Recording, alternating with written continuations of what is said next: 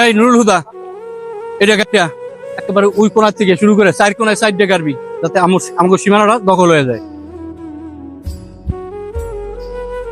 রে বিলাল, তোর বাইরে থেকে তোর এখানে বালু ফেলাইছিস, তোর বাইরে থেকে জায়গা মাপতেছে।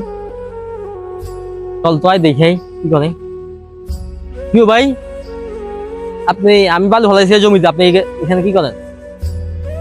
এনে কি করি মানে দেখো না, আমার জমি সীমানা দিতেছি আমি। কি কইলা ভাই? সীমানা মানি? এই জমিতে বাপে আমার দিছে, তুমি সীমানা দিবা মানি? বাপে দিছে তাহলে কি হয়েছে? বাপে তো মরেই গেছে, জমি কি ভাগ হয়েছে এখনো? আরে ভাই, তুমি এটা কি কও? বাপে আমার দিছে, এখানে আমি বালু ফেলাইছি, কদিন পরে ইট বালি আনুম, বালির কাজ জমি আনে। এই ভুলে যাস না, আমি তোর বড় ভাই। এই জমি নিয়ে তুই কিন্তু আমার সাথে অনেক বেয়াদবি করতেছ। বড় ভাই দে, এখনো বাইসে গেছো, না হলে হ্যাঁ ক ক, না হলে কি? না হলে কি তুই মারবি আমারে? কাটি লাগা। হ্যাঁ এই, ওই!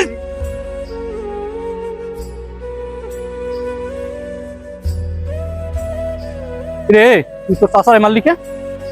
বাবা, আমি তো তোমার কারণে মারছি। আমার কারণে মারলি মানে? হ্যাঁ তোর চাচা, তুই চাচার গায়ে হাত দিতে পারলি? আমরা বাইরে বাইরে যা ইচ্ছে করুম, তোরা পোলাপানের মধ্যে আওয়াজ কি? একটা কথা মনে রাখবি সবসময়, ওর সাথে যতই ভেজাল থাক, ও কিন্তু আমার রক্তের ভাই।